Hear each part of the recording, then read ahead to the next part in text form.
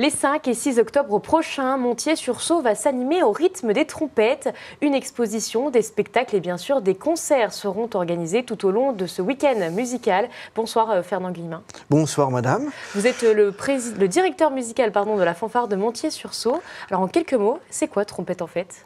Alors Trompette en Fête, c'est simplement un projet de 2 jours bien sûr, du 5 et 6 octobre, qui permettra de mettre en valeur la trompette, l'instrument de musique à vent et à cuivre, et ensuite de le faire connaître au grand public, aux petits, et aux jeunes et aux moins jeunes, mais aussi que les jeunes puissent, en somme, l'apprendre, et puis le jouer et le tester. Et c'est pour cela qu'on aura aussi des expositions, parce qu'on aura un facteur d'instruments de Gilbert Bouton, de Metz, qui viendra nous montrer des trompettes et qui nous montrera comment, par exemple, nettoyer une trompette, comment la tester, tout ça. L'idée, c'est d'avoir quelque chose de pratique au-delà de la musique. Oui, et puis de rendre aussi un événement populaire aussi, parce que puisqu'on aura aussi un spectacle pour enfants le samedi soir à 5h à la salle de la mairie de Montier-sur-Saulx. C'est un spectacle d'enfants pour la découverte de la musique classique et puis de la musique grand public, créée par une de mes amies professeure de chant à Villers-lès-Nancy, Sophie Norton. Alors, comment vous est venue l'idée de créer, avec toutes ces personnes, toutes ces activités, cet événement? Eh bien, écoutez, tout simplement parce que notre fanfare Montier-sur-Saulx a besoin de trompettes et de cuivre, et donc il faut à tout prix créer quelque chose, voilà.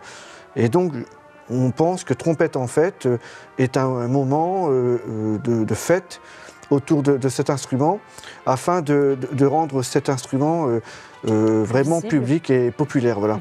L'idée, c'est de mettre en lumière, c'est un tremplin finalement? Oui, un tremplin, et surtout de pouvoir créer une classe de cuivre au sein de notre Codécom Porte de Meuse.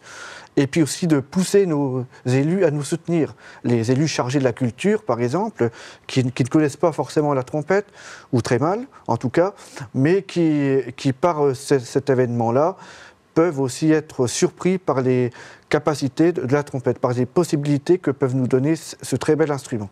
Alors, vous avez choisi de le faire à Montier-sur-Saulx parce que votre fanfare existe depuis longtemps là-bas. Oui. C'est un pari risqué quand même dans une petite commune? Oui, c'est un pari risqué parce que Montier-sur-Saulx est un village de 380 habitants, entre la Haute-Marne et la Meuse, à la frontière quasiment, mais simplement parce qu'on a la fanfare qui existe depuis 1948, créée par André Peureux, et nous sommes parmi les rares batteries fanfares qui restent encore dans notre territoire de la Meuse et de notre Codécom Porte de Meuse. Nous sommes beaucoup sollicités annuellement, mais nous sommes arrivés aussi à un effectif où on a besoin d'être renouvelé, oui. Mais aussi d'être aussi un peu plus nombreux, voilà. Et on constate aussi qu'on a beaucoup de mal à recruter aussi dans ces instruments. Cuivre, pourquoi, trompette. Selon vous, ça attire moins? C'est justement, Trompette en Fête, c'est peut-être l'occasion d'attirer des jeunes peut-être? Oui. Alors ça, oui, Trompette en Fête, oui, c'est aussi le but aussi de rassembler des familles. Donc des jeunes en particulier, que les parents viennent avec les enfants, viennent au concert de clôture du 6 octobre qui rassemblera, dont sera invité le grand ensemble de trompettes de Lorraine.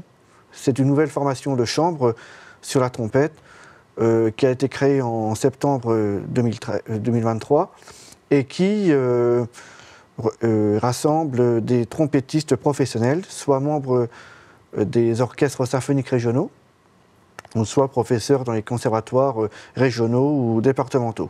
Et donc de la région. Clôturer l'événement. Voilà. Oui. Alors, dernière question, est-ce qu'on pourrait dire que Trompette en Fête, c'est une façon de rendre sexy la trompette, peut-être? Oui, parfaitement. Parfaitement, parce que la trompette a besoin d'avoir une autre image que celle qui a pu être donnée dans le temps. Voilà. Donc 2 jours, c'est le pari à tenir pour recruter des nouveaux musiciens. Oui, 2 jours pour faire connaître la trompette au grand public, aux jeunes et aux moins jeunes, de faire connaître aussi la trompette dans son histoire aussi, hein, et puis faire honneur aussi à ce très bel instrument que Maurice André, par exemple, a pu mettre en valeur il y a 60 ans de ça, il y a 60 ans. Eh bien, on va clôturer sur cette belle histoire. Merci d'avoir été avec nous. Merci, madame.